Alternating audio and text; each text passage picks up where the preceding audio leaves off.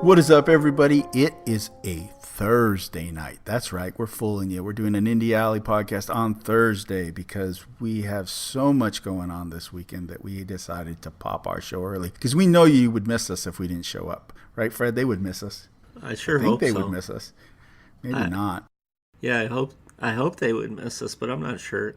I don't know. Hashtag Thursday Thoughts. Hashtag Thursday Thoughts. We still haven't got that 5-star review.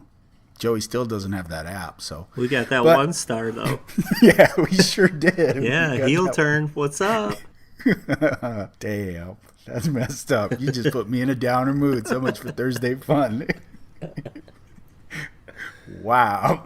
All right. Well, like I said, it's Thursday night. That means Indie Alley, independent comics, independent wrestling. We have a lot to talk about. We have 4 great comics. We have another Kickstarter to promote. It's, well, kind of a Kickstarter promote. We'll get into it when we get to it. And we have a lot of wrestling talk because, as usual, the wrestling world is abuzz with everything going on. I can't believe how busy wrestling is lately. No, we could do like an hour and a half show on just wrestling with so much going on. It's a spin-off episode. Spin-off episode. Wrestling part 2. All right. Let's just don't call it the brand split. That's all I ask. No, call it Outlaw Wrestling. Outlaw Wrestling. Barn Wrestling. All right. Let's get into our comics this week. Our first comic for the week is Postal Deliverance 2. Mark learns that being the mayor of Eden might be the same as being its prisoner. Laura can't seem to retire her savage ways in Florida, and a child's life hangs in the balance. Both of them are about to discover their true natures. Created by Matt Hawkins, written by Brian Edward Hill, art and cover by Rafael Inenco, letters by Tony Petrie. This is published by Image and Top Cow. I always forget to say that because I'm not quite sure how that works, but Top Cow is a part of Image, or they have a partnership with Image. I don't quite know. I believe Top Cow is owned by Matt Hawkins. Is it? It was originally, I thought Top Cow was one of the original Image guys created Top Cow, and why can't I remember? The guy who did Mark Silvestri. Yes, Mark Silvestri, Witchblade and Darkness and all that. That was Top Cow. So he doesn't own it anymore? Interesting. It says that he's the CEO, but Hawkins is the president and COO. Oh, okay. But yeah, that was, they were all rock stars. First they became all Image together, then they all had to make their own thing. Yeah. But anyway, Postal Deliverance, Brian Edward Hill, what'd you think? I thought that this issue is all about karma. And what I mean by that is the characters in the first issue done some things in that issue that they have to pay consequences for in this issue. And they all do.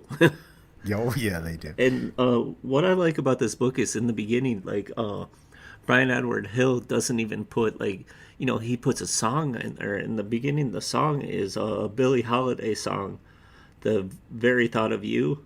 So, of course, when I saw the words and stuff, I was like, oh, I'm going to hit up Spotify. I'm going to play it and read this book with it. And, man, nice. It kind of flowed with that. I had to hit it 2 times because the song's not that long. But it was great. I like that. Was it Mark and Eric had their altercation? And Eric, let's say he's down a hand.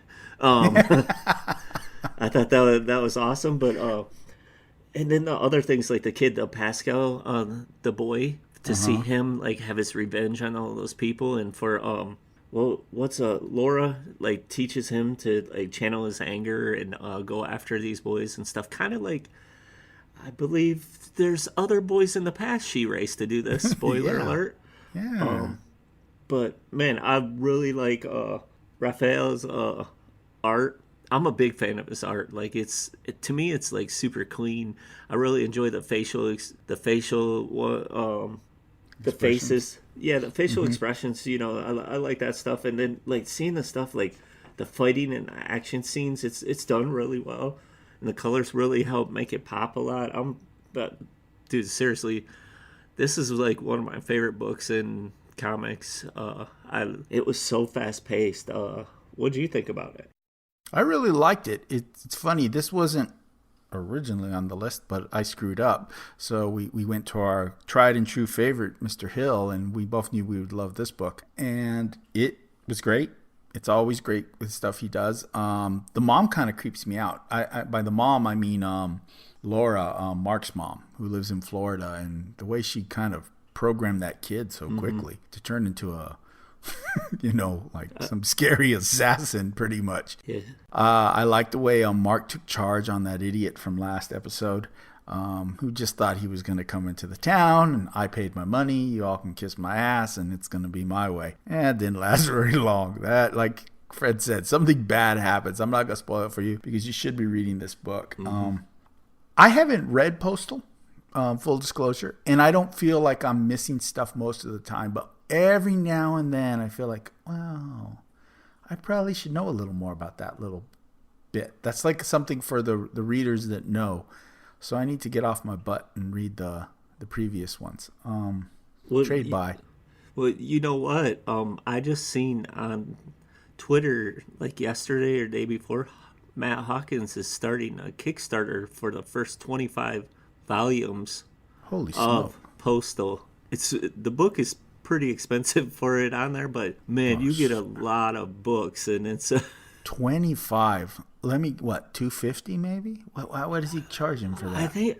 I want to say that the price I seen to get the cover, like not in PDF form, don't quote me on this, but I think it was like 150. That's cheaper than I thought for 25. That's a lot of damn books. Yeah, so you get every issue ever made of it all in one book. It's like an encyclopedia Postal. Like, it's amazing.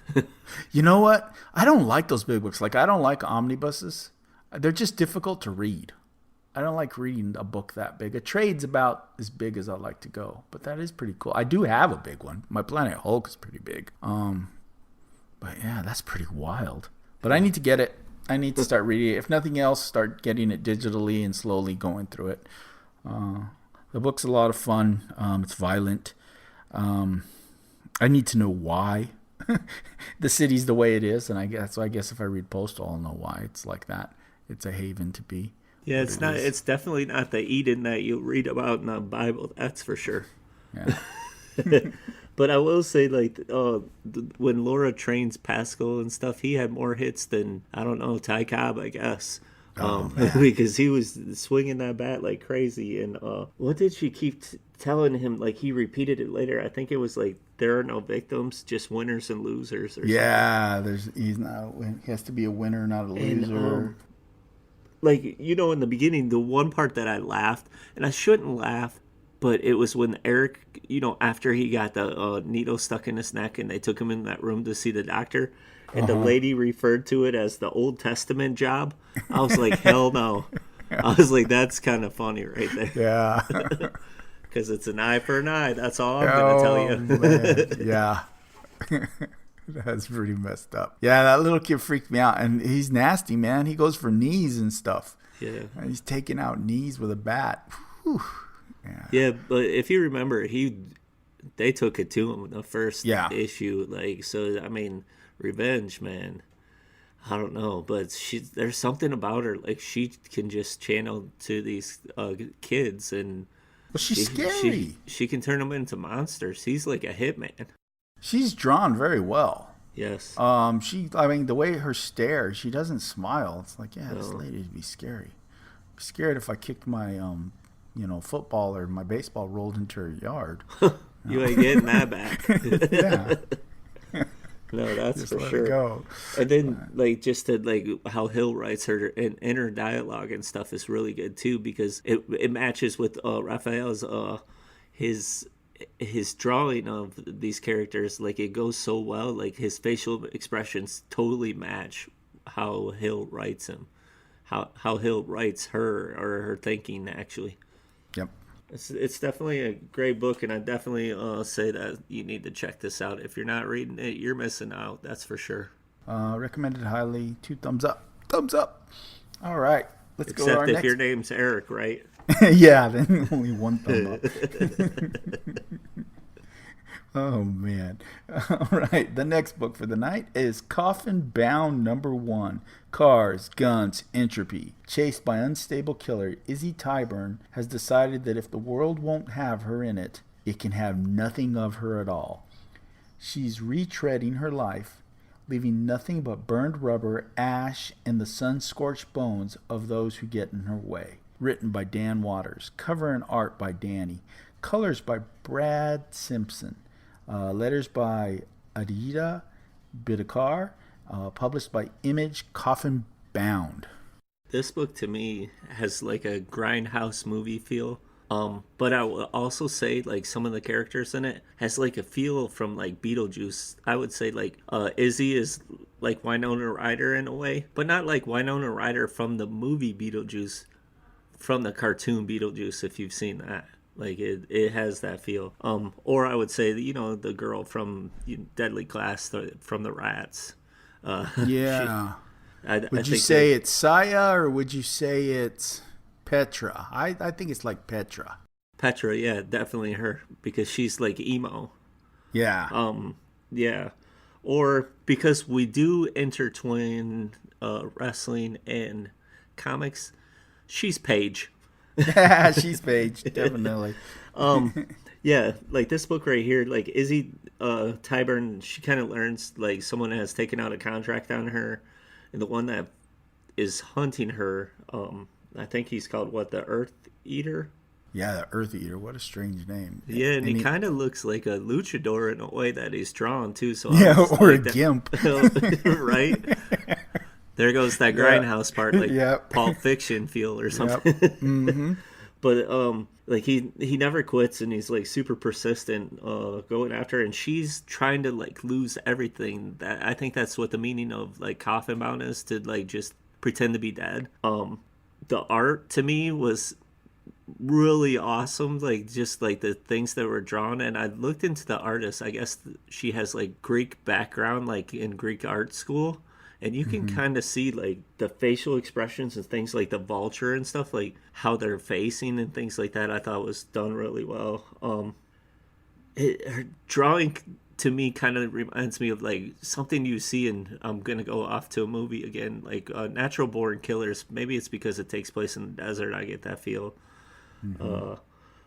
But I have some questions, like the strip club and the self-mutilation. Like, that's how creepy this book is. Like, there's some freaks out there that want to see people self-mutilated up on these poles. And I'm like, well, this is really weird.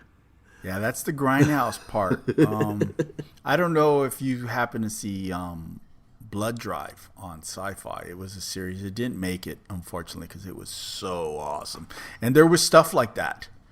Like going into strip clubs and people like, not that bad, but still like mutilating. It's just weird, crazy, insane imagery.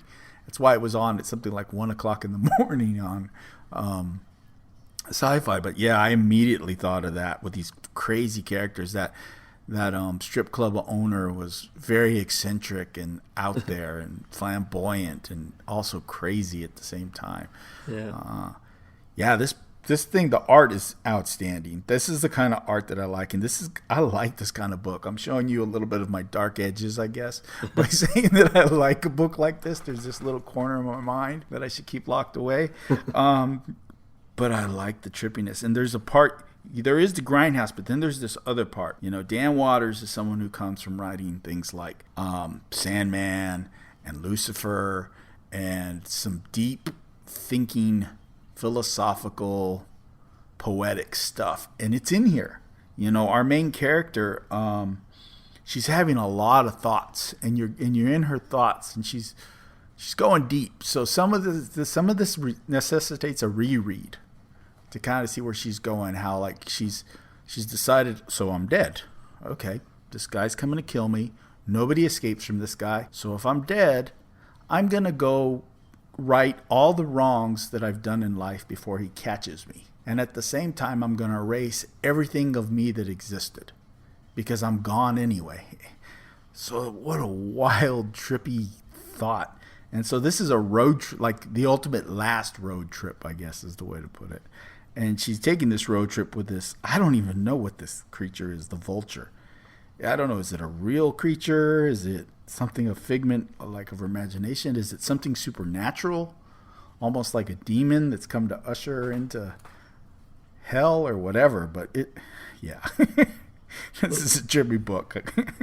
Yeah, it definitely is, and I think she asked that question in the beginning because she's like, she finds out he's a vulture, and she said, "Am I dead?" And I think he says something to the fact like, "It's a reasonable assumption," or something to that effect. And yeah, it's definitely a book that I had to read twice, but I read it twice just to make sure I didn't miss anything, because I was like, "Wow, this is really deep." And then I read it again. I was like, "No, I didn't miss anything." Like it's done really well. I can't wait to read the second one. And you normally like books like Lucifer or Sandman, I'm not into, but I'm into this. That's for sure.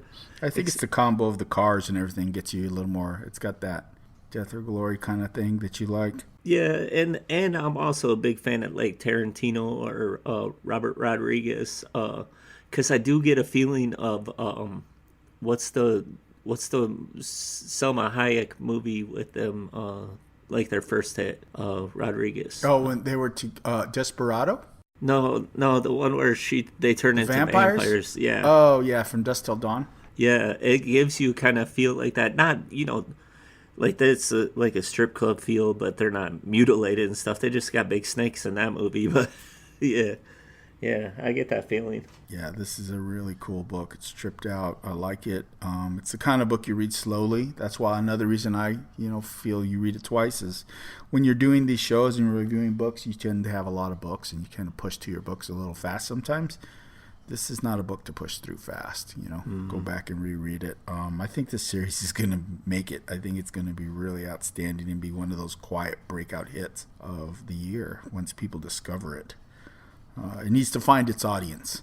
I don't think the guys reading The Flash are going to be too into this. No, book, you need to find like the weirdos like me, Rico. Are you listening? Johnny, like the freaks, the guys that the rats from Deadly Class, the ones that the Islands of Misfit Toys. This is your book. Alrighty, let's move on to the next book. On that note, problem is the rats got killed. Let's see. The Death-Defying Devil 1. The Winslow house is in shambles, but people call it home. It is a place for people who have almost nothing but are trying to make a life for themselves. It is also a bad neighborhood, and no one will stop criminals from tormenting the residents until the Death-Defying Devil shows up. But when the devil tries to step in and protect the innocent, things take a turn for the worse, and he finds himself trapped inside the house being taken care of by the same people he was trying to save. A story of the Death-Defying Devil and a group of neighbors who will do what it takes to keep their home and each other safe. Written by Gail Simone. Art by Walter Giovanni. Colorist Adriano Augusto. Lettered by Simon Bolin. Cover A is Riccardo Federici. And okay, strap in, folks. Variant City here. Variant covers by Lucio Parillo. Another one by Tyler Kirkham. Another one by Ben Oliver. And one by, let's see if I can get this right, Inhuki Lee, I think. Sorry if I messed that up. Published by Dynamite. The Death-Defying Devil. This book highlights real world issues. It kind of takes place in like an inner city, lower class neighborhood that deals with things like robbery, assault, and not to get too political, but this book gives like a great perspective on how people in the government positions do very little for these areas. And I'm speaking from experience because I grew up in Flint, Michigan. You call the cops, it takes 30 minutes to show up, or things could happen like happens in this book where it becomes something racial and they find out that the girl's calling is Hispanic and he gives her a hard time. That's real shit. It happens. Yeah. What I do like about this book is how these people band together, and this guy's willing to like get them to work together to fight these people. They're basically taking back their area. They're not going to be overran by people just because they're, lower class or minorities. They're going to band together, white, black, Mexican, all of them, and they're going to put up a fight against these people. I'm really into that part. There was a funny panel for me, and it was the character, the devil, and it says dye colors, and I was like, what are they talking about? Colors? And then I looked at him, and he's red and blue. The character's red and blue. Colors happened to be a movie in the 80s. Sean Penn, red and blue, Bloods and Crips. I was like, is Simone is she mentioning this? Is that her way? Because that's kind of like her sense of humor, too. Yeah. And that's that one. Yeah, I immediately thought that, and I was like, I see what she did there. But yeah, I like the art in this. The colors are bright. Everything pops. I really like the beginning where Simone has like the guy that he stays in the apartment with talking to him, and he's talking about his experience in the military and things like that. I thought it was done really well. I'm just a fan of like her writing style though, so I like this book. How do you feel about it, Andrew? Yeah, this book was weird, but I did like it. It starts at the end almost, you know what I mean? You start at the end, and then you go back and you retell the tale. And the military guy he's a trip. Explain to me why he only has half a mustache. I kept waiting for the explanation for that, and I was thinking, okay, don't be rude. It has something to do with the fact that something happened to him in war because he's a vet and he's disabled. It looked like he lost a limb, I believe. So I'm like, okay, just wait for the answer. The answer never came, and I still don't know why he has half a mustache. And there's some really weird people in this house, like that old movie star who still thinks she's famous. Yeah, like she's like a former like Univision star or some soap opera star, and she's like, "Remember me? I know you remember me." Like let me sign a glossy for you. So. This has a lot of Simone's humor. And then the little girl is a trip. When she just gives him a kiss. And then next thing you know, you see her. She's outside swinging on a swing, like no cares in the world. And then the other thing. Okay, this character, and you just told me that he's an older character. He's drawn and looks like he's from a different era. But the rest of the thing looks like it's pretty modern. Would you say? Like, they don't look like they're from a different era. Yeah, because they mention in the beginning, like, World War III.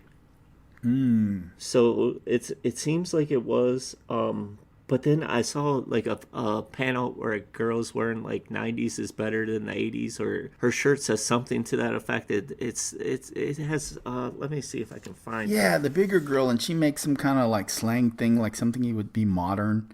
Yeah. Like, what is she? Yeah, so maybe she's the hipster. Yeah, she's totally the hipster. That's why I said this. It's weird because the character himself feels like he's from a different era, yet it doesn't feel like the story's from a different era. Yeah, what does she say? She says, "Exaggerate much, sis." That doesn't sound like something from World War II era. And her shirt says like 80s sucks, 90s something, but you can't read the rest of it. So yeah. And yeah, you can tell like just looking at a lot of the art for like me growing up on the east side of Flint, that's mainly like white and Hispanic. A lot of the houses look like this. There's tons of crosses. People are wearing crosses. You see the Guadalupes in the background and stuff, and I totally dig like this book. It speaks to me. Well, this to me is an example of what happens when you let Gail Simone loose and you don't put the constraints on her that she has, like say if she writes for Marvel and DC. She's throwing it all out there. There's social messages, there's political messages, there's that tongue-in-cheek, there's her very unique style of humor. She has so much sarcasm in what she does, and it's all there on display. I know there's gonna be some listeners out there that they just don't dig her. You know what I mean? She rubs people the wrong way, and there are some political points in here, and it may not be for everyone, but I think it's a really well-written book. I think the art is really good. I think the violence of this kind of like, he's a different version of Daredevil, but at the same time, like Daredevil, he gets whooped up. You know why Daredevil's always beat up? Because he's just a man almost. That's in there as well. But yeah, he keeps on getting up to defend these people. Well, Does he have like magic powers or something? Because remember the one part he waves his hand at this kid and his ear just pops off and his blood flowing everywhere, and I'm like, No, the boomerang he throws oh, okay. takes the ear off. No, he's counting down. See, he doesn't talk. So he's counting down. He's going. If you notice, he goes 5, and then the next time he shows his hand, he's 4. And then I should have so looked he's at doing that the countdown more. like he's telling him, "You guys have till I reach the end of this to get lost." Okay. But then what you don't expect is he actually gets his ass kicked. So it's like, Yeah, okay, he did. Didn't expect that. Right, and I think that's just set up because he's gonna win later on. But okay, well that makes more sense because I didn't really look in depth of all that art because I was thinking he done some Jedi shit. So Yeah. No, he has boomerangs, which is an interesting choice to have boomerangs. Well, it's pretty cool. Like I said, I like it. I'm not sure everyone will, but I like it. I'm going to keep reading it. It looks like it's going to be pretty dark.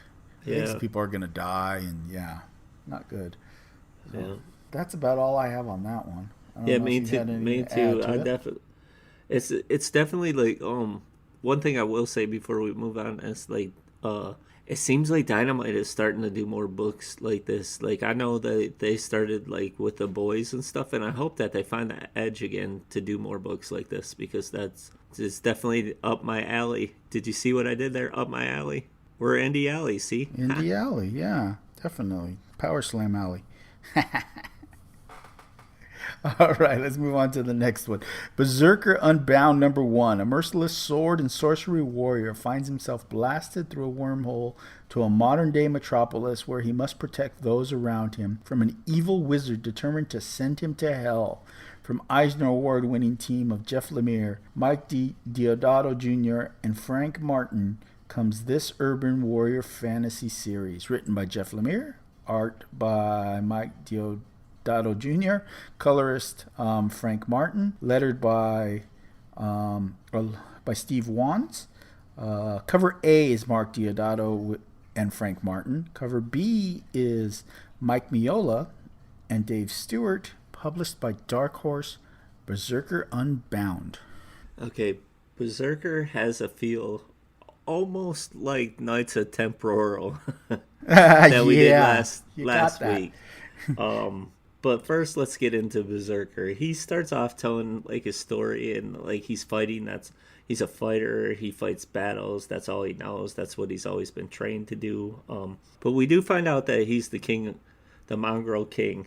But we do see like when he's going through his story and stuff, he comes home, and he finds out that we find out why he fights, and it's because of his wife, Rona, or they probably didn't get married back then, but his significant other, Rona, and his baby girl. Well, you gotta make him that way. Well, I'm just saying. Get him a baby daddy. Yeah, that's what he is. I mean, did they have marriage back then? I mean, I don't know. I don't know. I want to be accurate. They got married on Vikings. I've seen it. Yeah. Yeah, I don't know. But he finds out that his wife and his child is dead, and that's where it all goes crazy. We get a lot of. I think the art is really good. I'm a big fan of Diodato, especially like the fight scenes. Like it feels like something straight out of 300, but you just replace Vikings with gladiator type guys. I haven't seen so many heads being knocked off since we were doing Clan Killers on the Street Level Floppies podcast. Yeah, I like this. I like how it turned out at the end. But I'll let you say your piece before I talk about the end. Okay. So I opened this book, I start reading, I'm seeing the art. I'm like, oh man, I'm like a fat kid to cake. I go, this is sword and sorcery. This is like totally up my alley. We've been immersed in this horror stuff, which is okay, but it's really not my thing. But this is my thing. So we got this guy that's like a Conan the Barbarian type, and just like most of these stories, he's out on his quests and he can't wait to get home to see daughter and wife, and I think it's wife, Fred. And as of course the whole little village has been burnt to shreds and everybody's dead, and he's like, vengeance, you know what I mean? And this whole group of guys come wearing wolf pelts, and it's like something out of Game of Thrones where the guy's standing on a pile of corpses and just hacking heads off, and blood spatters everywhere. And the art is outstanding. It really portrays it. It's like paintings. And then he decides to run, and I'm totally loving this book. It's like the best book I've ever read. And then we hit that part, and I was like, oh crap, I read this last week. I go, how did I miss that? I mean, if I had read the solicit, I'd have known it was coming, I guess. But I was like, man, I wanted to see him stay in like barbarian land and fight dragons and keep on lopping heads off. I don't know how I feel about the next step. So yeah, you said you had something to say, so I'll let you go. But you didn't get it from the cover, like he's standing in between cars. Yeah, I guess you're right. No, I didn't look at that very well, did I? I just like the dialogue when he met like his the homeless man, and the homeless man's like poking him with a stick and stuff, and I thought that was funny because I mean, that's what people do. Like, you want to check if somebody's alive or something. I thought, like, we got a lot of Lemire's humor towards the end, and him saying stuff to him, and I thought it was like super funny. So I think it's gonna become more funny. But I do have a question though, because he jumped times. Can he continue to jump times? I guess that's up to this evil wizard that I didn't realize was involved. I mean, they show a guy, and it's really not, sometimes the solicit makes it a little more obvious than what it is once you read. But yeah, so I guess that's up to that wizard. Yeah, because I'm all down for like a Berserker Quantum Leap style book. Like all of a sudden they just like put him in different situations or things like that. That would be fun. That would be cool. Because I don't know what we're gonna do. Because it's not like he's gonna start lopping heads off in the middle of New York City. No, you can't really do that. Yeah, and they call in someone with the the AK and put him down, and that's the end of the book. So, yeah, I don't know where they're going, but I can tell you the first part I was in love, without a doubt. I was in love. The art, the writing. You the sounded character. Pretty passionate about it, and then it's like you sound like somebody shitting your cereal. Yeah, and if I were to be honest. Bunn wrote it funnier. I think the man out of time, the warrior in the modern times interactions that Bunn's character had was a little more. It was more hilarious, I guess, is the word I'm looking for. So, I don't know. Yeah. Maybe it's just you don't get the Canadian humor like I do because I'm closer to Canada. Yeah, I'm over here where it's warm. No, it's a good book. I definitely recommend people reading it. I was super excited when I found out Lemire was working with Deodato because Deodato's like one of the best artists like out there, and he shows it in this book. I can't wait to see like what he does in the next book, just in his art alone. Yeah, and the nature of this character, your brooding Conan type. He doesn't say a lot. So that allows the art to just carry this story for multiple panels, which you need an artist like that. So if you love his art, you just sit and look at these cool images and stuff. So, yeah, it's a great combo. There's a few splash pages that if you haven't read this, you should check out. Art alone, this book was worth it. It's not even debatable in my opinion. I would buy it just to look at it. And then, it's well written. I'm definitely going to keep going because I like the way it looks, but man, I don't know. I wanted him to stay. I wanted to see him go fight. What if he like starts fighting like taxi cabs or something? I saw him go in that cave and I thought maybe he'll fight a big old bear or some shit. You know what I mean? That's going to be awesome. No. He's with a homeless man in Central Park. With his trench coat or his robe on. No, there was a funny moment where that homeless man said, "Are you okay?" or something like that, and he looks at the guy's eyes, and he says, "Oh, you're not okay," and he runs off. Yeah, it's pretty funny. So, yeah, that was it.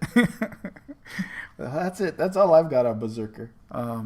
Yeah, me too. It's a good book. I definitely recommend it. I'm gonna buy it regardless because it's Jeff Lemire.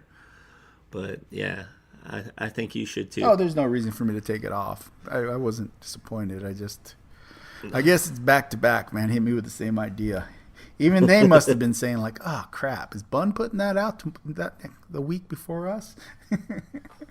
Yeah. So, well, last of all, we're going to go into. I kind of called it a Kickstarter, and it is a Kickstarter. This week, we're going to feature one of our old friends that was on our Street Level Floppies podcast a while back on episode 10. That would have been maybe in October of last year, when he was promoting his Kickstarter for his comic book Scorpio.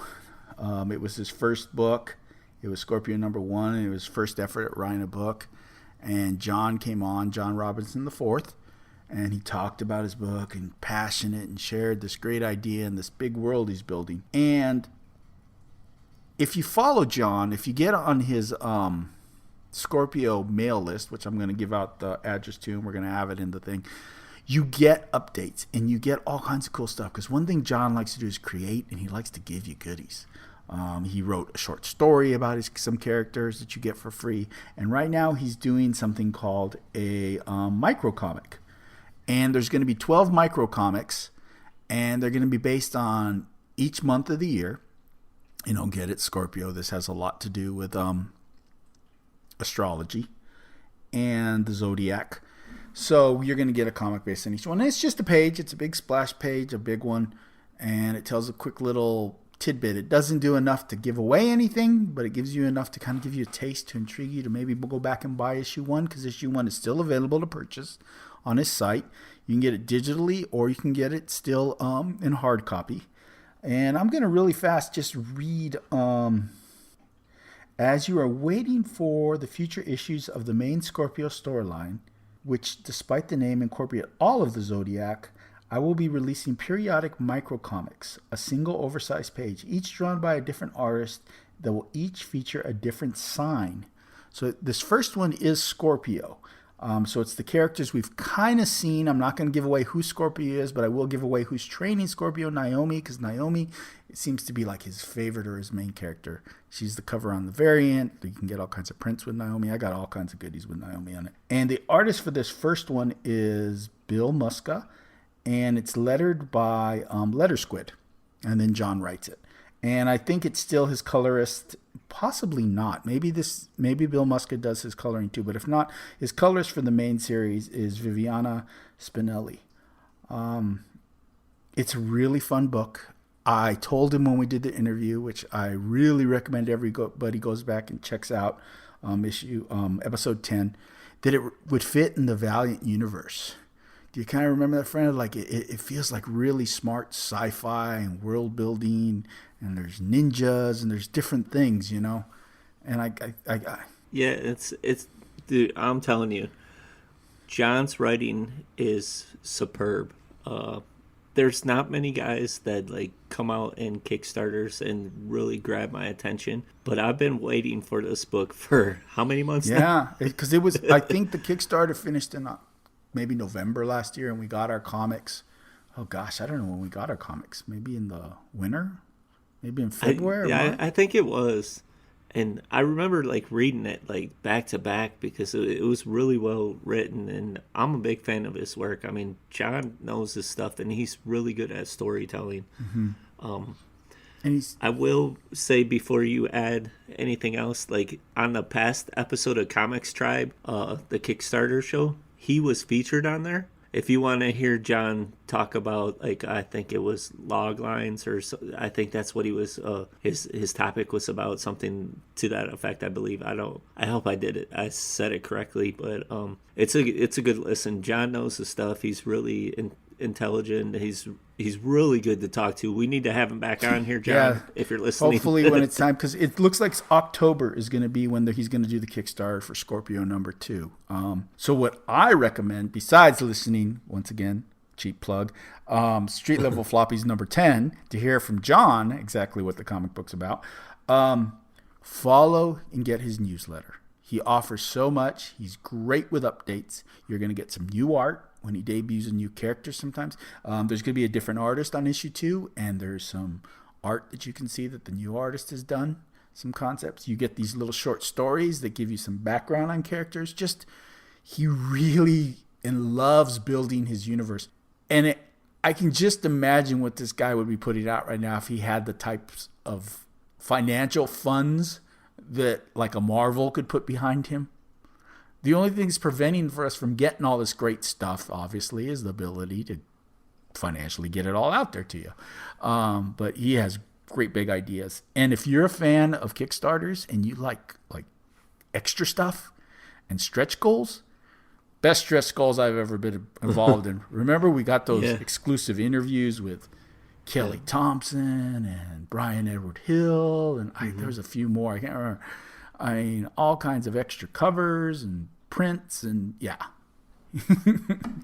and that's the comparison I will make with his writing. He is very, very similar to Brian Edward Hill's writing style, and like we just did Postal here, and if you continue to listen to us, we cover a lot of Hill's books, and there's a reason for that, because it hits both of us. His writing and John's writing is right there. Like, he's the young up and coming Brian Edward Hill. Oh, he's gonna blush at that one. All right, well, so I will put the address out. It's www.ivwall.net/Scorpio. So it's his name, fourth wall. It's the Roman numerals IV and then wall. Yeah, well, that was fun. All right, let's wrestle, nerds.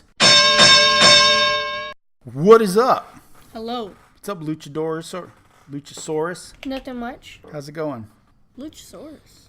Did you watch any wrestling this week? Yeah. While you were here. While I was here. Oh, that's right. You're not allowed to have the app. So what'd you watch? Yeah. He watched, I think you watched everything, but you didn't watch the New Japan, did you? No, but you told me about it. Okay, that's all that matters. Okay. He watched everything I watched. All right, well, where do you guys want to start today? Do you want to go Ring of Honor? Sure. I did not watch it. I need to watch it. I have not watched it, so I'm going to just turn it over to you guys and listen about Ring of Honor, see what they did. I think there's like maybe 4 matches that need to be touched upon. The first one, I will say, like, the first match is Kingdom Villain Enterprise. We've all watched that over and over again. We don't need to cover that. But the second match was PJ Black versus Marty Scurll. And I thought it was really good because originally it was supposed to be Silas Young versus PJ Black. And I'm glad it wasn't because it was a great match. PJ Black hung with him. I mean, he's kind of like that Dolph Ziggler guy that can kind of make guys look good, like Dolph did with Goldberg. Yeah. So I heard. But and the reason why I said so I heard good. Because spoiler alert, I'm anti WWE. I canceled my app, so yeah, I'm gonna hurt them in their pockets. But back to real wrestling. Marty Scurll gets the win. I thought it was really good. I know Joe. Did you want to hit that one? Do I want to? Which the lead? Okay. Oh, that one. That was an amazing match. Jay Lethal and Jonathan Gresham versus Bandito and Mark Haskins.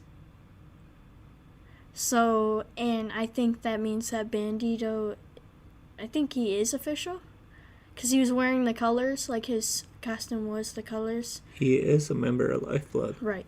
Okay.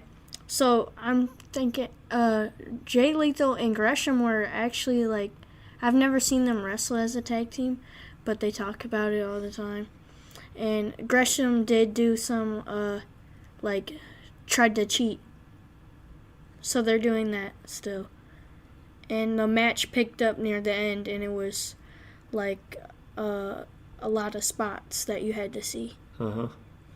But he didn't have like a killer move like, Angelina Love's Botox injection or anything. So,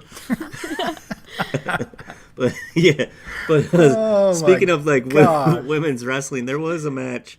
Kelly Klein wrestled Tasha Steele, and they call her Lorena. And La it, Lorena. it was okay match, but Joe's favorite part was when she did what? What? What's that noise that she does? I don't know how to do that. Yeah, you do. Go ahead, do it for What? do it No, for the people. I don't That know. Cardi B shit. That What did she? How does she? I don't know. It's like she says okay, but like this like oh, it's like I don't know how to do that with my He's getting tongue. scared. He's straight fight. Oh, He- man. he's serious. Are you You going can't to like get roll shy? your tongue like Joe that. just pissed his pants on On live like some Billy recording Madison stuff. podcast. Oh, Joe. No one sees your face, man. You can go for it. But instead of that, like there was Roosh wrestled Dalton Castle, and Roosh is still undefeated. Yeah. They're still booking him strong. Yeah. But the match of the night was Gorillas match. of Destiny versus the Briscoes. Who's MVP? Of Jay Briscoe. course. Jay Briscoe and Mark Briscoe. The other two guys, no blood. The Briscoes, there was so much blood. It was just pouring out, and it was crazy. It was like tables, ladders, chairs everywhere. Oh, Broken ladders. Like the Gorillas of Destiny put them through ladders. Yeah, they were just there to like show how powerful they were, but it just showed how much the Briscoes like could just take it. Yeah. But as like, Jim Ross would say, that it was absolute carnage, that's for sure. Carnage. Yeah, we'll see. The Gorillas got to look good. That's what they do. Yeah. So they just beat the hell out of the other guys, and the Briscoes take all the bumps because they got no teeth. Yeah, the Gorillas. Yeah, like the Gorillas are booked strong, and the home guys get the win, so it's a win for both groups. Yes. So did they have the belts already, or did they win the belts in this match? They had them, and then the belts were hanging above the ladder, so they said, and still, Yeah, they were retained. Okay, so it was an actual title Yes. match. Nice. yeah. And I think that's what we're gonna do from now on. Like, I don't plan on watching Ring of Honor weekly. I'll just watch the pay-per-view stuff, and that's it, because what are they going to do the next few weeks? They're going to show the Botox injection and like Jonathan Gresham match, but Yeah, I'm with you. I mean, there's some people, when they put it all together, when they borrow some people from New Japan and some of the other places, they can have some good. That's why their pay-per-views are better. That's probably a good idea. Just stick to the pay-per-views. I'll be Yeah, happier. their pay-per-views are good. they do pretty decent with it, except for the pay-per-view. What was it? The one that we paid for was not that good. Best in the world. That was not Yeah. good. Yeah, they were not the best in the world. And neither is Shane McMahon. Oh, no, he isn't. No, he is not. Shots fired. It's fired. Yeah. I don't know. What's worse, WWE or Ring of Honor? WWE or Ring of Honor? I don't know. It depends on the segment. It really They does. both have the wrestlers. Yeah. What's going on? All right. Well, go ahead. What do you want to talk about next? I said let's hit Impact. Okay. I finally got to watch Impact. I'm making a point to watch Impact Wrestling, and man, it's really good. It really is good. What I'm hearing about people saying it's good is right. I thought the skits were good. I thought the promos were good. I thought the build-up for matches were good. All that stuff with Tessa that happened at the pay-per-view was cool. She's all emotional, talking about how why she wanted to beat Callahan and how she got screwed.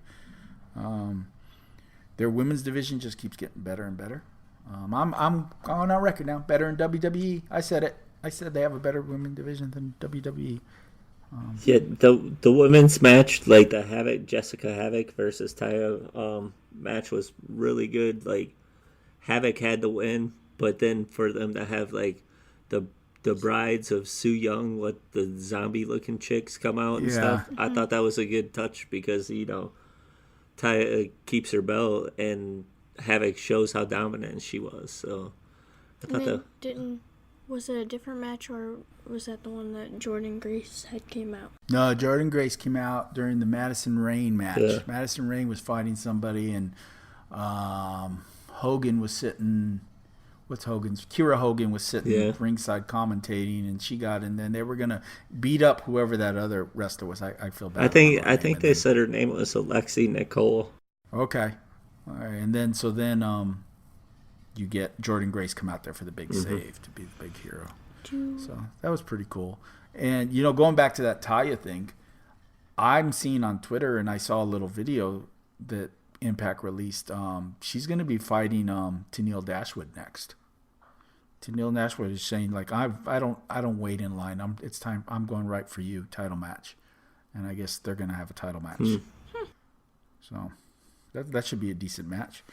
What else do you want to? Oh, I would kind of want to talk about how. Why would the the commentators say that they need the military to stop Rhino and Elgin, which they didn't do anything really. There was just a bunch of big dudes like slapping each other on the back, and then like the fake security like spreaded it in like a couple seconds. I don't know. Got put over the big guy. It was a bad segment, but yeah. If out of the guys' matches, I think I like the North versus LAX with Daga. Okay. Yeah. Not the true LAX, but yeah, I thought that one was good. Or the Jake Chris, the Aiden Prince match was all right too. I liked how they thought that Aiden Prince was gonna win, just like and then they put the bad guy up because they were taping in Windsor, and that's where he's from, so. That's why they were booking him that way. Doing a little kayfabe on that LAX. Yeah. I guess they're trying to sell that what's his name's hurt. He ain't hurt. They said maybe that's their new member, Daga. Which I don't use. That means they'd have to re-sign. Here's what I think is going to happen is they have Daga, and then they bring in another guy. So then when LAX leaves, then they'll have Daga and the other guy, and they can keep LAX going. But it's already a faction. There were more members before. They just knew. They've always known Angel Ortiz and Santana as LAX. It's always been a faction. They've had multiple members. So they could bring up one of the other guys. When I get into HOG, I'll talk a little about LAX and what I saw, because they were on that. Okay. And that's why I say he's not hurt. He looked fine.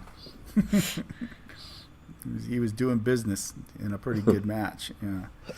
All right, what should we hit next? Well, we have New Japan, AAA, and MLW that we also watched. I watched 2 out of 3. I didn't get a chance to watch AAA. I wanted to. I had it set up to watch the replay on Twitch, and I just got busy, and I missed it. Well, you didn't miss much because it was a slower show because of it was 2 different companies. It was AAA and the Elite. Is that what they called it? Uh-huh. Yeah. There wasn't, no match really stood out to me. Maybe if I had to pick one, would be like Monster Clown and Murder Clown versus like Golden Magic and Emperor Azteca was okay, but other than that, or the main event like Psycho Clown and Tejano. I want to talk about that. Okay, go ahead. So I'm kind of confused. Psycho Clown and Tejano just wrestled each other at Triple Mania, and now they're a tag team. Mm-hmm. to go against the. You've been saying it for weeks that they're like the WWE of Mexico. Maybe it's WWE booking. That's all I can say to that. I think it was to have their biggest star, maybe their biggest villain, to try to go against like the Elite's best. Mm-hmm. That might be what it was, because Psycho Clown had hit Tejano with the Hulk Hogan belt a couple times. Yeah, and he drop kick him on purpose. So it might still be okay. See, it's kind of like a comic book thing. There's 2 universes, and they're different in each universe. Like, I watch Street Profits in NXT, and they win the titles, and they're awesome, and they're cool, and then they go up onto the WWE, and they're clowning around with Ric Flair, being idiots. So it's two different universes. Yeah. Yeah, that's the only thing I can explain on that. That's some strange booking because it was a cross-promotional thing. Yeah. So you think I can skip it then? Don't go look for it. Just wait for next week. Yeah, definitely. Yeah, because there's so much. I decided, like I said, to watch HOG this weekend, and it was pretty good. It was a pay-per-view. It was over 2 hours long. It had some great matches. There was a what did they call it? It was a new title they introduced called the Suicide Six Way. So you have 6 guys in there, and whoever wins it wins the belt, and there's no DQs, and they're all over the place, and anybody can break up pins. And Rich Swann was in it, but there was this young kid in it, and I wrote his name down because I think we're going to hear about it. His name was Katano, and he's really thin. I mean, he may look like Zack Sabre might look more built than him. Ooh. But this kid could flip and fly and do all kinds of crazy moves, and he was fast, and he was the star of this whole thing, without a doubt. And then the rest of them were wrestlers from their thing. I feel like I've heard that from name. HOG. Yeah, well, they said it was his debut, and he's from their wrestling school, I think. And it was his debut on the show. Black guy. Long, braided hair. I think Joe's thinking. And he comes with a samurai sword. I think Joe's talking about like Katana. No, you said the name. Just like if I felt like I knew. Katano. Yeah, that's his last name too. I don't remember what his first name was, but yeah, it was pretty cool. I liked him. Then you had LAX versus the New York Wrecking Crew. Good fight. But this is where you see, this is a real true independent. The camera work was horrible. They couldn't follow them. Like, you hear the crowd going nuts that something that's happening on the other side of the ring than what they have the camera on. So is it the camera's in the same spot the whole time? No, it's some guys running around with it. But you have, like, each LAX guy fighting one of the other guys in a different part of the arena because they're like, it's spilling out of the ring and everything. And they don't have multiple cameras, or they don't know when to switch to each camera. So it's just kind of chaos, but it was still a lot of fun. And the Wrecking Crew went over, so LAX did the job. And when it was over, they got on the mic and they thanked everybody, and they said, "This is our last time. We're done. And wherever we end up after here, we won't forget you guys, and this and that, and thank you and all this." And then they were all like chanting AEW, AEW, AEW. And I think it was Ortiz. Ortiz was kind of looking at him and going like that and stuff. And they kind of were like, I don't know. I just got the vibe that it's not AEW. I was telling your dad that they're going to WWE. I just feel it. I feel they're going to WWE, and I feel that they're going straight to the top. They're going to skip NXT. They're going to debut on the main show. I think that's going to be the big surprise. So, and then, of course, you had the Young Bucks versus Private Party. And that was a lot of fun. They did a lot of goofy stuff. They did like this Kid and Play thing where the music was playing, and they, how Kid and Play does the kicks. Fred, you remember that from back in the day? So they got Private Party to start doing the dance with them, and then when Private Party wasn't looking, they super kicked him in the face, of course. So it was a good match. It went back and forth, a lot of spots. Private Party's definitely green. They need to tighten up, but you can see the talent. And the Bucks won. And then the guy that runs the whole promotion of MOG came out and talked about, how Private Party were two of the first kids that went through their school there when he opened that school. And now they just signed a major contract. And he thanked the Bucks for, coming and bringing back and giving back to the independent industry by taking these kids up. But it turned out to big old swerve, because then he turned on Matt and he hit Matt in the head with like the microphone and said, "But you know what? We don't care about AEW. We're MOG." And the whole roster of MOG came out and started beating the crap out of the Bucks and Private Party. And then Hangman Page's music hits, and he comes running out to the ring and clears house and gives a badass promo. And if this Hangman Page would show up on AEW, I could see putting the belt on him. But so it was fun. It was a lot of fun, and that was pretty much it. There was a couple other matches of people from their actual that are in Was he doing the injury? HOG. Like he had his injury from before? No. No, and he did a cool thing about cowboy shit. He just kept on saying, "This is some cowboy shit." Kept on going, the Young Bucks, Kenny Omega is going to bring wrestling to the whole world because that's some cowboy shit. And yeah, he was all jacked up on something. He was happy. He was a happy guy. But it was a good promo. Yeah. So I enjoyed it. I thought it was money well spent. It's probably the best thing I watched. Second best thing I watched that weekend. So. What is the first? Oh, we should probably hold the first thing. Oh, you know what the first is. Last. What's the first thing? Yeah, you know what the first. Well, let's hit MLW before we hit the other one. Okay. All right. Go ahead. I just want to say that I'm a huge fan of Mance Warner. You say that all the time. Dramatic pause. Oh yeah. Dramatic pause. He's growing on me, like just like his mic work, and not his wrestling, just his mic work and his personality. Like you root for this guy because you're like, there's no way that he's really this dumb. And you got to root for that guy because you're like, wow, he's a special dude.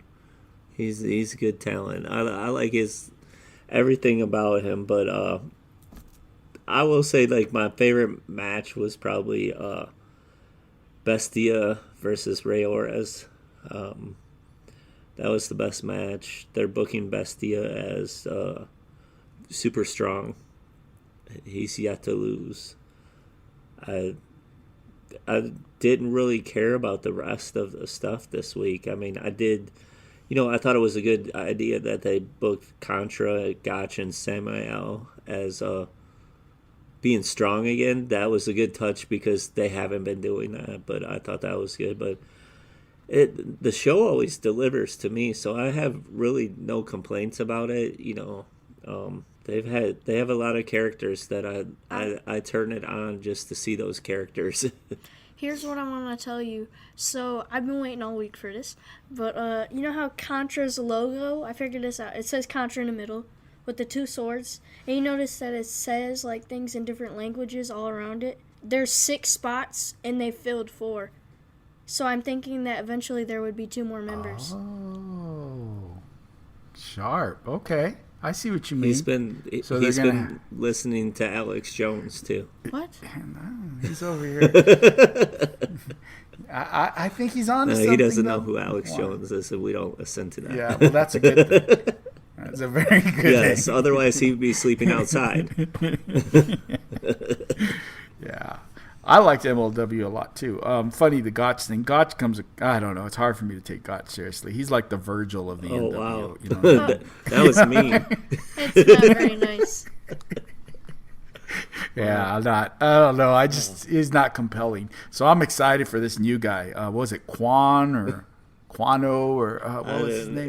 He's a kickboxer guy. I think he's the kickboxer guy that they signed that they've been talking about. Nice. But you know what? That's what was good about MLW more so than the matches this week was all the little promos. Yeah, absolutely. Like Mance's was funny. That one with him. What else was there? Oh, the ones with the damn cats. The Heart Foundation with the cats. And then wasn't there like one with Selena De La Renta and Conan? Well, there was one in the ring. Did they also do something out of the ring? I don't know. I think it was the one in the ring where they were talking about Savio Vega. Yeah. Dude, what's up with Conan? He looks like he slept in his car after drinking all night and just came out. He probably did. Odele! I mean, he look like I have uncles that look like that when I was growing up. Snort? Yes. Viva la raza! I mean, my God, he's like all like disheveled and his shirt's untucked with his belly. I was like, holy crap, at least put an effort in, But I will give him, like when he was in the AAA Triple Mania, when they knocked him out of the ring, he landed on his feet, and I was like, oh shit, he still got it.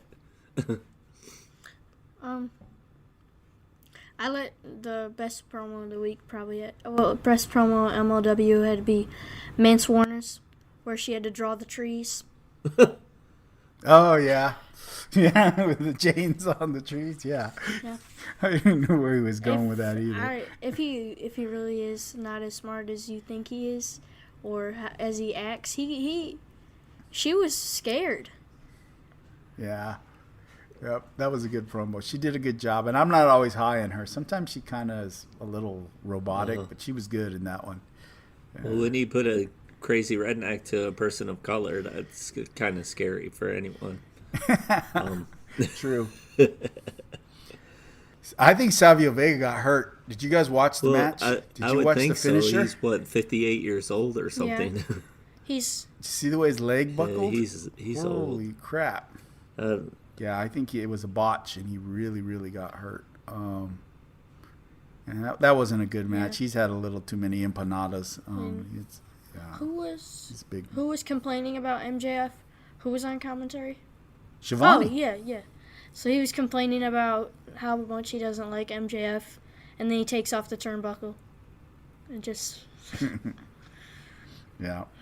I think I miss Cornette. I can't believe I just said that out loud. Well, yeah, because he Cornette. brings energy like Tony doesn't do. Like when he was on like WCW and things like that, he's not as excited. He's just like he's calling golf or something.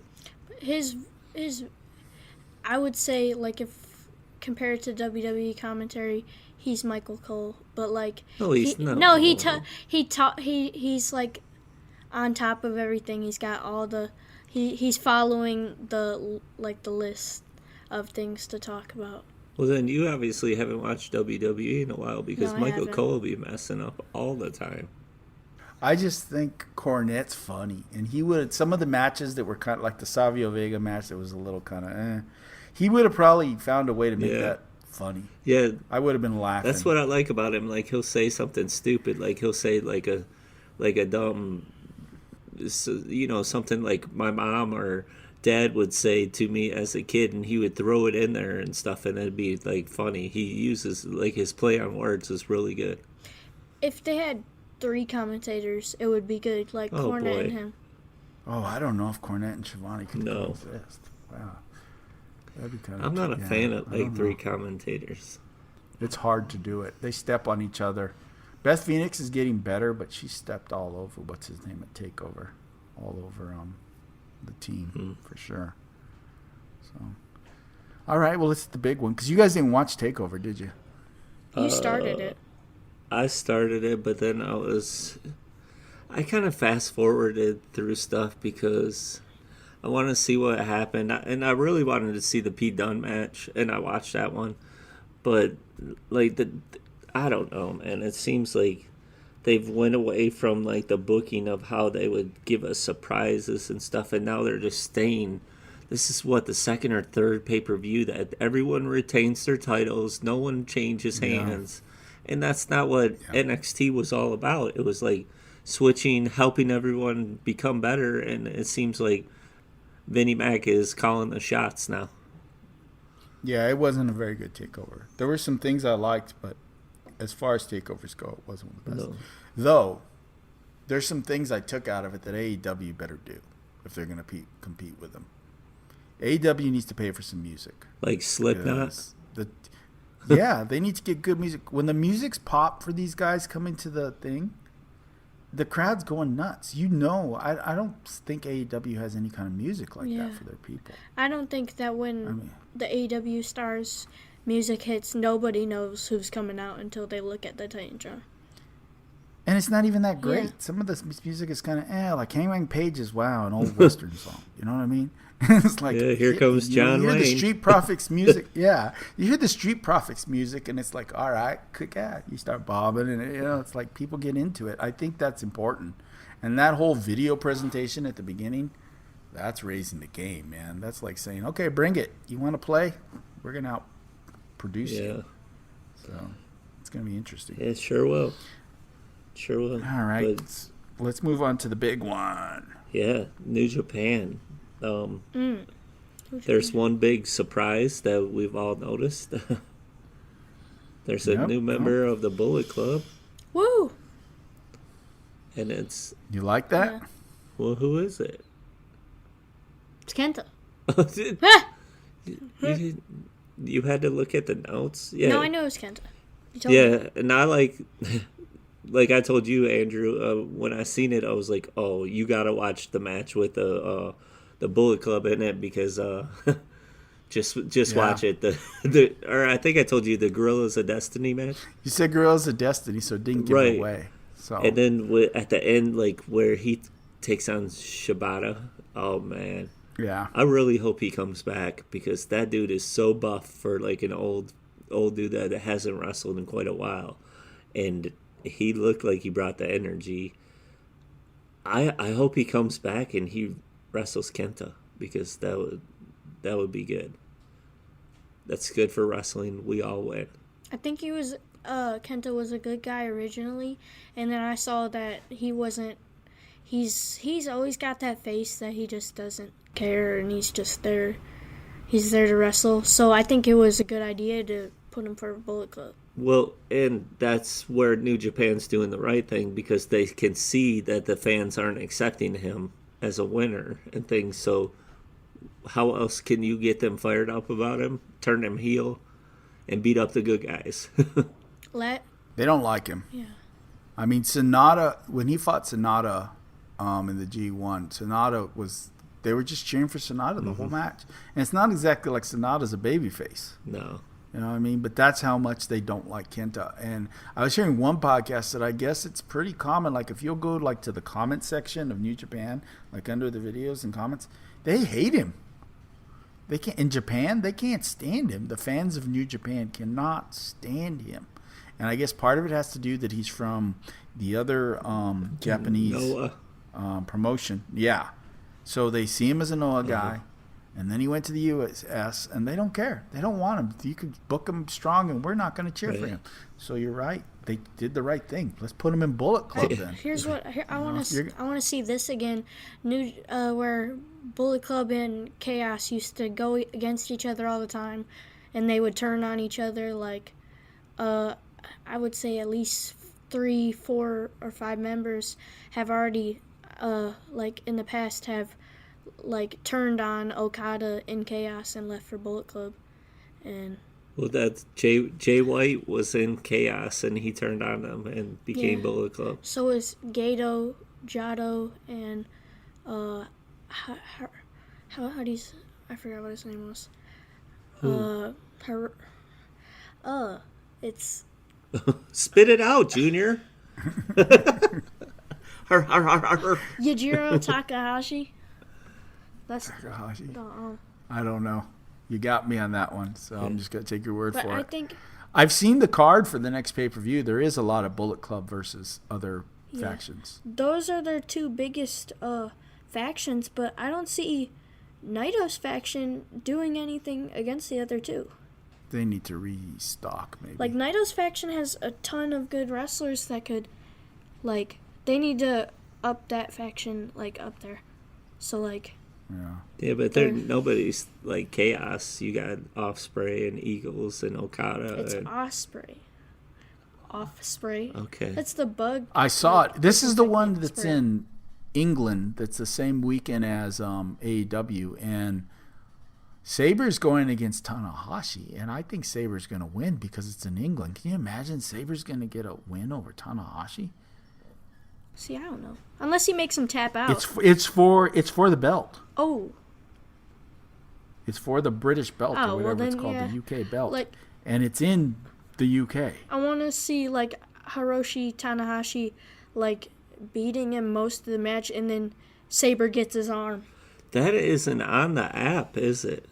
I don't know. I don't know if it is. It's a pretty good card. I haven't seen it Eagles listed. and Osprey are teaming up. It's going to be their first tag team match together.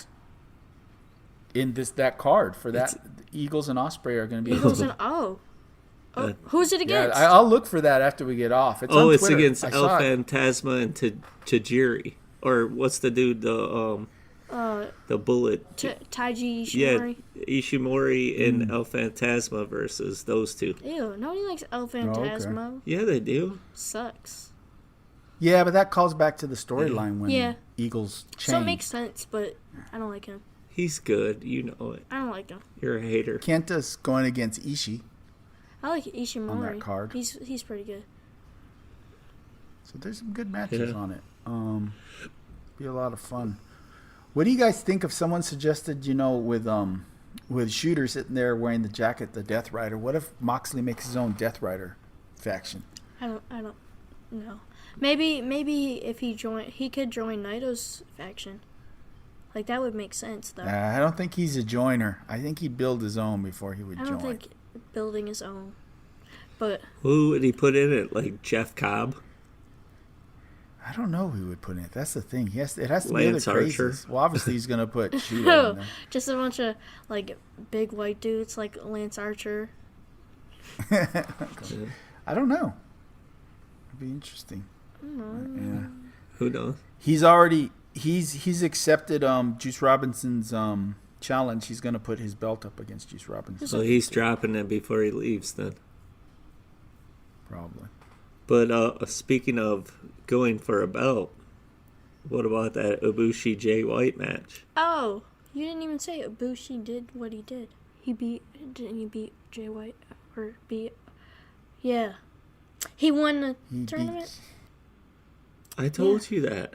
He's got the briefcase and the trophy. He beat Jay White. He beat the Bullet Club because they all came out there and started to they were going to be part of it. He beat Okada. He whooped them. He's gonna be, and then he drank Miller Lite beers afterwards. Okay, so now he's Stone Cold. Well, that whole match, White dominated him. The whole match. I like that. I like how they have Bullet Club has a dominant leader. And then, Ibushi came back and they made him look strong and he won. And I did not see that coming because I was like, either Jay White or Naito's gonna win this, and I turned it on. I'm like, here we go. Jay White's going to win. And then when I saw who won, I was like, holy shit. But that's a good thing. Everybody loves Ibushi. Yep. I think it is a good thing. Do you think he can win, though? Enough time passes between now and Wrestle Kingdom that they would take the belt off of Okada? I would think Okada chooses Jay White and then... He has a belt right now, though, right? No. Ibushi... Or did he take... No, Naito has it. Oh, that's right. And they kept teasing that Naito he was beat going to wrestle for it again. Yeah. So Naito yeah, took it I from could him. see it. I would think that he would win, but you never know because they made him look strong against Okada, and he beat him already once. Yeah.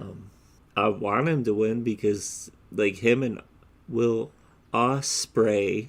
Thank you. See what I did there? Yeah. Okay. Said it right. Those two guys are the future.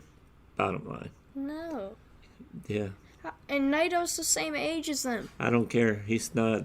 Those two guys are better athletes than Naito. I think Naito's lost his shine. No, you like the junior guys. You like the more like run around and stuff, like those type of guys. What? I think Naito would be a good heavyweight. Have you seen these two guys? They're built like heavyweights. He's not better than Okada. Ibushi is one of the most ripped dudes in that wrestling, and you're calling him a junior. He's a junior. What are you talking about? All he has to do is say he's a heavyweight, just like Shingo Takagi did this past week. He's a junior? Yeah. No, he's no longer a junior. He How said was he's he a not doing junior? juniors anymore. He's a junior, and you were just dogging them. He's bigger than Coda. Okay. Exactly. And he's a heavyweight. They're all the now. same He's size. not gonna It's do just the juniors. weight class. They try to make it sound a certain way. Like you said, like Ospreay is bigger than Seth Rollins, and he's got a belt, heavyweight belt. That's WWE. Okay. You telling me that? Vince small McMahon guys. put the heavyweight belt on Rey Okay. Mysterio. Yeah. So what? But Ibushi is talented enough to he could carry this, bring him to some next Ibushi level is stuff. believable as a champ. He's a big guy. And then you can bring Okada back down, and you can either put Naito against him, or you can give the people what they want and put Will against him. No, you're the people. Yeah. You're My all people. the people. I think so. I think Tanahashi's going to be out of the heavyweight picture now. I think he's going to slowly start winding down. Here's what I think about Okada. I like Okada, but I don't like when he's main event of everything. He's New Japan's greatest thing ever. It's too much. But that's traditional booking. That's the way they do things. Yeah. I mean, Hulk Hogan was forever. Then John Cena was forever. You know got to what I mean? make your face of your company look strong. Okada. Yeah. Otherwise, you're just going to Trust fail. me. I think we're going to get sick of Omega between you and me when this is all said and done with AEW. Because I think they're really going to ride that. They're gonna ride Spoiler alert, I'm already there. Oh, hell. Fred's going to be canceling his Bleacher Report app, too. I'm just tired of, like, I don't know. It's something about him, but I respect him, but I'm not like everybody else. Like, oh, he's the greatest. I've seen other guys do the same thing that he can do. I like him, but I don't think that he should be starring the company. I think it's going to be him, because if Cody does it, then people are just going to, like, accuse Cody of, you made your own Fed so that you could just be the champ. But So I'd be okay with Cody being champ, because I think it's because people don't want to see Omega as, like, gonna be, like you said, the next John Cena for his company, but I'm thinking that's probably because he was huge in Japan.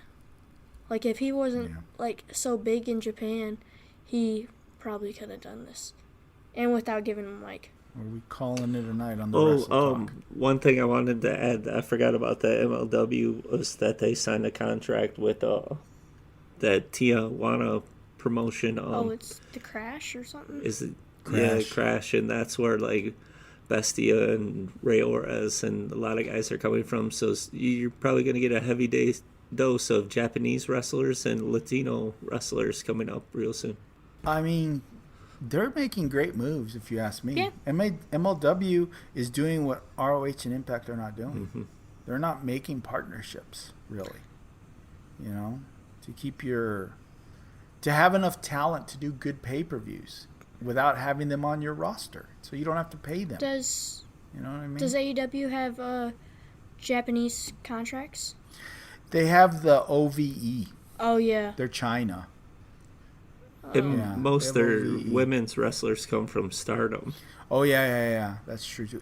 Somewhere else, also. I don't know where those other girls are coming from that featured in that very first, in the Double or Nothing. The Japanese ones? Yeah, they're not Stardom. They're from somewhere DDT? else. Because I'm watching Stardom, and not any of those girls are Stardom. Is it DDT? I don't know. I don't know. I don't know enough about it. But, yeah, none of them are Stardom.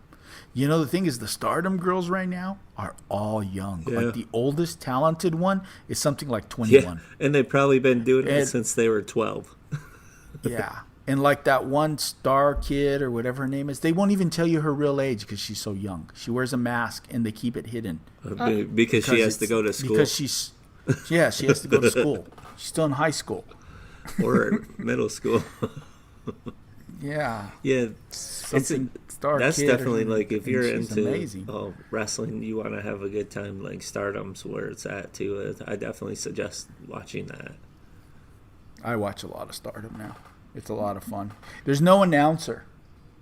So you just I turn the volume off because it gets a little annoying listening to all the people just scream. You listen to a podcast at the same time? Yeah, no, they're loud. They're loud. And then the other girls get around the ring because everyone's in a faction in Stardom. There's no such thing as there's 4 factions and everybody's in one of the factions. So the rest of your faction members are at the pounding on the mat and stuff. So that's the part I don't like as much. Yeah. But you just kind of turn the volume down and watch the action, and it's a lot of fun. Yeah. And they don't do work on promos. Promos are not good. Promos are bad. Yeah. But cool stuff. All right. Well, I guess that's it for tonight. Unless you can think of something else. It really was a slow wrestling week, since we're not talking about the big turd in Connecticut. That pretty much was the big event. Yeah, but I think we named, 5 or 6 wrestling federations that we watch stuff from, so that's shows that you can still have a good time with wrestling without them. Yeah. One I didn't watch that I thought about was Shimmer. But when it came down to it, I picked the HOG over it because the Shimmer was not available on Fight. And I was going to have to go sign up for their own Shimmer or whatever. And I was like, I'm not signing up for another freaking service. Sorry, guys. So I'm just going to get this one on Fight. I'm going to get the HOG on Fight. Something simple that I can use my credits for and stuff like that. I don't have to join something new. So, I mean, and that sucks, but that is what it is. True that. I guess we can call it a night, unless there's anything else. Yeah. You can find me. It's time to go to bed. You can find me at Real Comics, REELCOMICS. You can find our show at Indie Alley. You can find Fred going to sleep, I think. Yeah, or at Comics Fred. Okay, pretty simple. You can find Joey. Where can we find you, Joey? On his Xbox Live playing GTA in a minute. Maybe. Good place. Or wrestling. Yeah. Or the Yeah. WWE 2K. Oh yeah, he wants to do a wrestling YouTube channel where he uses video I know, games. he told me. He wants to book his own Yeah. Yeah. He has all the New Japan guys, the MLW guys already Triple made. A. I've got everything. Oh, real fast. That reminds me. You brought this up, and I want to do it, but we need a week to prep. I want to do a draft, like you said. Oh, Build our own Fed, where we each get 10 picks or something like Okay. that. And we build our own Fed. yeah, I'm down. Next week? So, you think we can get it I done got a next Fed week? Uh, name already. You have to make picks. Not. You have to pick. So, in other words, say if your dad goes first and he picks Osprey, Yeah, you absolutely. can't have Osprey. That's my number one. He signed him. Well, you don't He's get been to pick signed first. to Fred Reed's Comics Federation. Yeah. And you don't No, get to I have want to him. name my federation Fucknuts Freddy's Federation. Where we bust balls. So it's FFF. FFF. FFF. Fucknuts Freddy. There you go. I think it's long enough now. We need to end this. Yeah. We're out. Peace. Peace. Peace.